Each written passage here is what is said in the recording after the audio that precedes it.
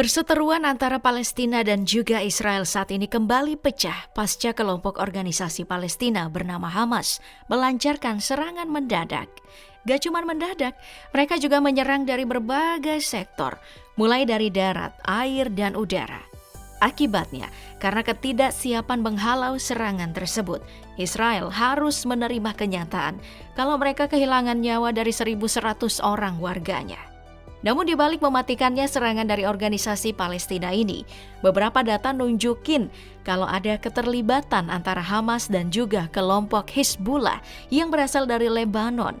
Bahkan disebutkan saat ini, Hamas dan Palestina makin kuat karena Houthi Yaman siap bantu Palestina lawan Israel. Dan juga Iran punya campur tangan dalam serangan yang menewaskan ribuan orang-orang di Israel. Itu nunjukin kalau saat ini Palestina bisa bangkit melawan penindasan yang terjadi selama ini.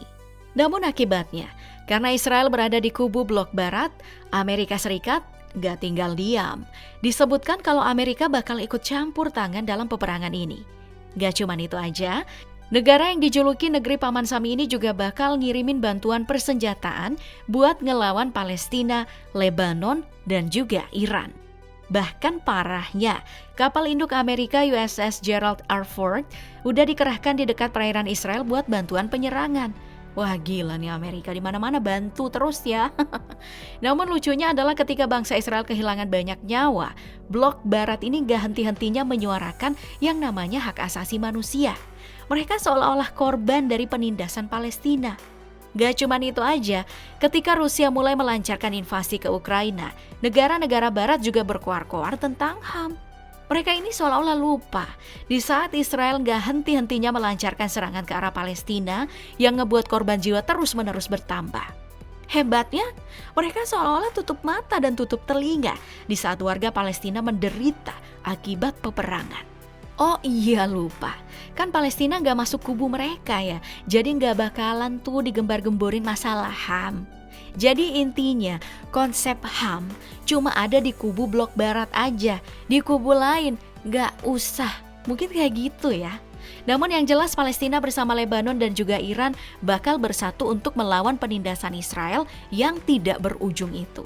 Mereka bakal bersatu untuk memerdekakan Palestina dari jajahan negara yang gak ngerti arti HAM. Di saat peperangan, Iran gak akan segan-segan nurunin 575.000 personil aktif bersama 350.000 personil cadangan beserta 90.000 para militer. Itu berarti di kubu Palestina udah mengantongi lebih dari 1 juta personil dari Iran. Gak cuman itu aja, beberapa pasukan dari Lebanon seperti 80.000 personil aktif yang dikerahkan bersama 25.000 para militer bakal siap meluncur jika dibutuhkan. Jadinya, dari Lebanon totalnya itu mencapai 150.000 personil. Itu belum termasuk dengan seluruh pasukan yang masuk dalam organisasi Hamas. Mereka udah pasti rela ngegadain nyawanya demi memerdekakan Palestina. Jadi di kubu Palestina mereka udah ngantongin 1,1 juta personil buat melancarkan serangan. Sedangkan untuk Israel, negara ini cuma diisi 173.000 personil aktif beserta 465.000 personil cadangan dan juga 8.000 para militer. Jadi negara ini hanya mengantongi pasukan sebanyak 646.000 personil. Nah, secara kuantitas sih kubu Palestina bakal menang.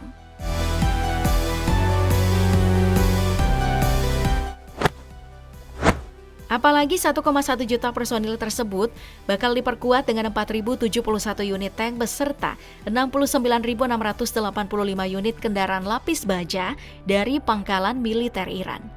Gak cuma ngandelin itu aja, seluruh bagian Israel bakal musnah dengan 580 unit artileri otomatis yang bisa dikolaborasikan bersama 2.050 unit artileri manual dan juga 1.085 unit artileri roket. Itu baru persenjataan Iran doang, belum lagi persenjataan yang disediain sama Lebanon seperti 361 unit tank yang bakal dikolaborasikan bersama 9.864 unit kendaraan lapis baja. Selain itu, mereka pastinya gak akan segan buat nurunin 84 unit artileri otomatis bersama 374 artileri manual, serta gak lupa pula 30 unit artileri roket. Dengan persenjataan sebanyak itu udah jelas Israel ini bakal keteteran.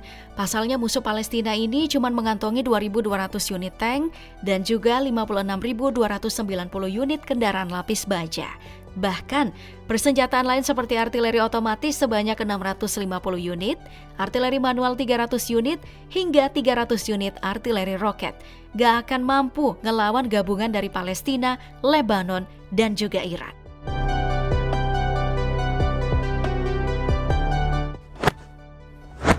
Tapi, kelompok pembela Palestina harus tetap waspada. Soalnya Israel belum nurunin berbagai persenjataan di pangkalan militer angkatan lautnya. Mulai dari 7 unit korvet yang bisa dikolaborasikan bersama 5 unit kapal selamnya. Dan gak lupa pula 45 unit kapal patroli. Namun sayangnya jika disandingkan dengan Iran, Angkatan Laut Israel gak ada apa-apanya. Pasalnya di pangkalan militernya Iran mengantongi 7 unit fregat dan 3 unit korvet. Gak cuma sampai di situ aja, para pasukan tadi bisa manfaatin alutsista Iran seperti 19 unit kapal selam, beserta 21 unit kapal patroli, dan juga 1 unit kapal penyapu ranjau. Sebagai penunjang, Lebanon bakal siap ngerahin 22 unit kapal patroli mereka buat nyerang Israel dari laut.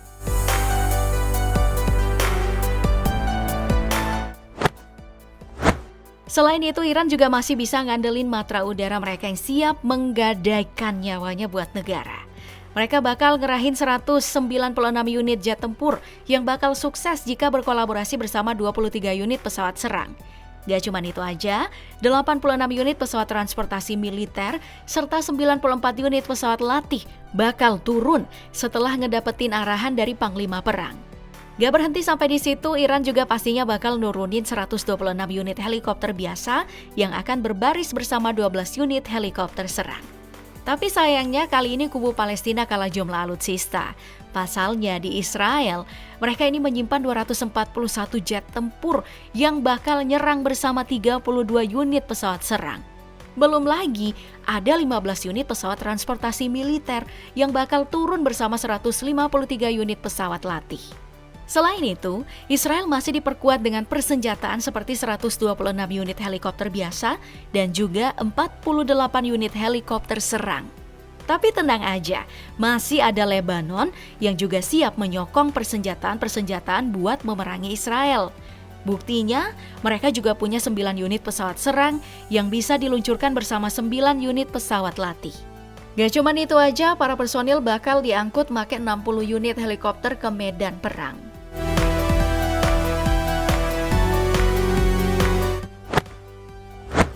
Wajar aja sih kalau gabungan antara Iran dan Lebanon bisa ngebuat Palestina jadi lebih kuat.